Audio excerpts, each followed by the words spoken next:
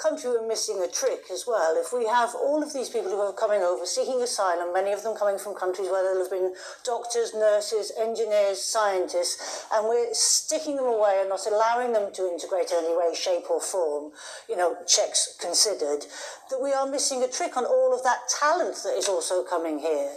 And it's clearly this topic is such a hot button, a political hot button, but in all of that rhetoric, the human side of it gets lost. And there are so many human beings just trying to better themselves and better their lives. And of course, there are people coming here illegally who do not have a right to asylum, and they should be sent back. But the people that do have a right, and you know, who are predominantly from Afghanistan, a country where we use so many interpreters, they helped us during the combating the Taliban. We should be utilising their skills and integrating. And the problem that we've got to now is that we've got a them and us. And that is why there is the divide and the flag waving that you see. There's the them and us. And unfortunately, we stick them in places where people are already struggling and are impoverished, or there's deprivation. And then that fuels the rhetoric of, you know, look at them, they're in hotels, they're getting everything paid for, blah, blah, blah, blah, blah. Of course, then there's madness and there's hatred that comes out of that. It's not been cleverly managed. It's not been done properly. All right, Ella, I'm going to come to you. I'm just going to hear a little bit more from our audience first. Yes, man there with the glasses and the pinkish shirt, yeah. Yes, there's a microphone above you. Sorry. I just wanted to ask, because a lot of the rhetoric surrounding this, the reasoning for this rather, seems to be that this is a policy designed to tackle divisive rhetoric employed by people like Farage, and that's fair enough, but I don't quite understand how this is an effective way to tackle Farage as how it's been framed, because surely, as has been stated, Farage is using this as a divisive issue. Surely he'll just move on to another issue after it, and then all you've essentially done is eroded the rights of refugees and benefited nobody else. In fact, weakened your own position.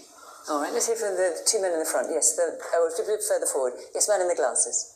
Yeah. Do you think the UK government should now leave the ECHR and revert more back to the Dublin Convention?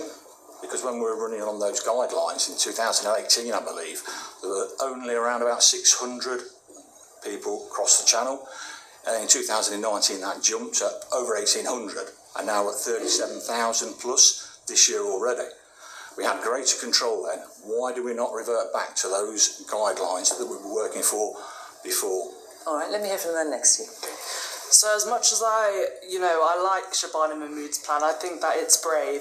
But I also think it's naive. So learning lessons from Denmark, a population with like more than 10 times lesser of that of the UK's, I think it's really, really naive. But I also welcome her plan. I think if it works, I will vote Labour in the next election. And I can't believe I'm saying this, but yeah. Because what, you didn't vote Labour before? No, well, I couldn't vote, but I couldn't vote. Right. But I think that it is a real issue, and I don't think that people should put a blanket over it. It's a real issue. Is there anyone else in the audience who supports what Shabana Mahmood had to say this week? Yes, man there with the glasses. Yeah, hi there. Yeah, I mean, you know, I think government has finally woken up and listened to public opinion. The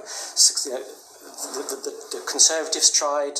They used what I thought was a good deterrent in terms of Rwanda, but that was pushed aside. You know, and I work in the NHS. You know, and I've seen record immigration put huge pressure on the NHS. Many of my patients can't get to see a GP face to face. I've got older patients waiting 3 years for operations. A&E departments full because they're full up with all the wrong patients. And this is really because our population has exploded in numbers, really, because of failure of successive governments to control.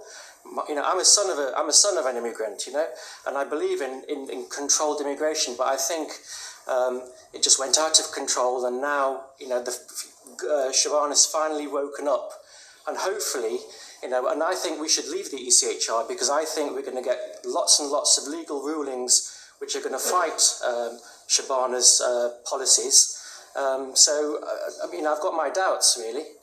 Okay, let me just remind people, ECHR, of course, a European Convention on Human Rights. Ella, let me come to you. So The question is, legal migration, which you're talking about as well, so obviously dwarfs illegal migration. But the question is, will what the government has proposed this week stop the small boats? Probably not, because of what the gentleman up there just said, which is that I think that Shabana Mahmood has done something quite important, which is finally given a parliamentary voice to discussions that people have been having in the country for a very long time and taking this issue seriously.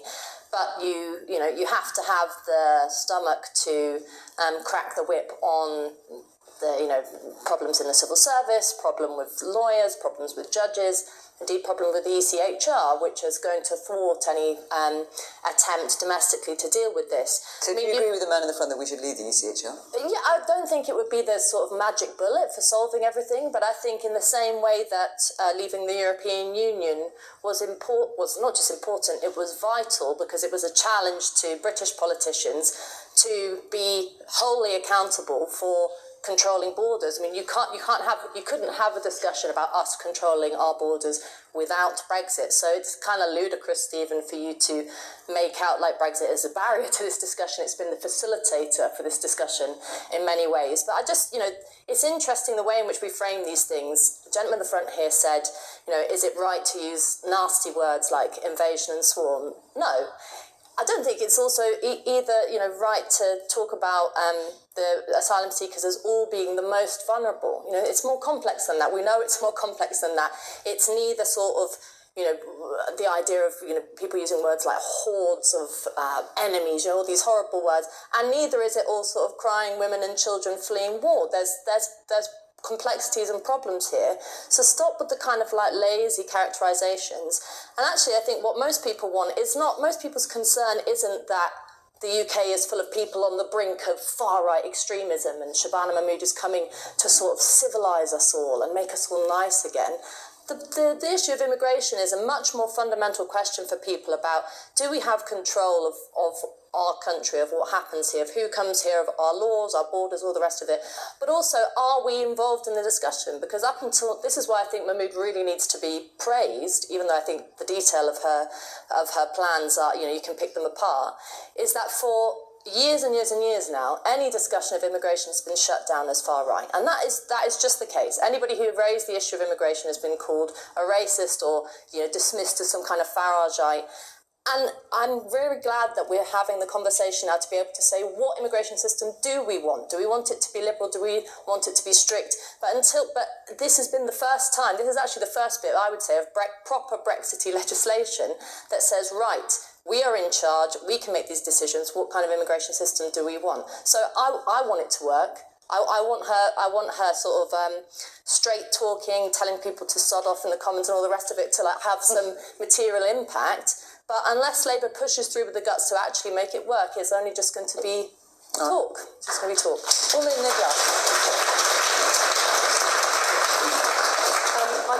I agree with a lot of what you're saying, but I do think that I just wanted to return to the point about the rhetoric and the use of that, the weaponising of that rhetoric around immigration by the far right, because I do feel that in community sense, it has polarised people's viewpoints, and certainly educating young people in our community today, I would have said that they are, as a group, almost self-regulating and have a lot of very strong opinions, but this has really kind of polarised those issues, and I feel it's had a real dent on the kind of like the way that we feel about our community. All right, let me hear one more point. I'll come back to you, Steve. I know you want to respond to some of this. Yes, woman there. When we talk about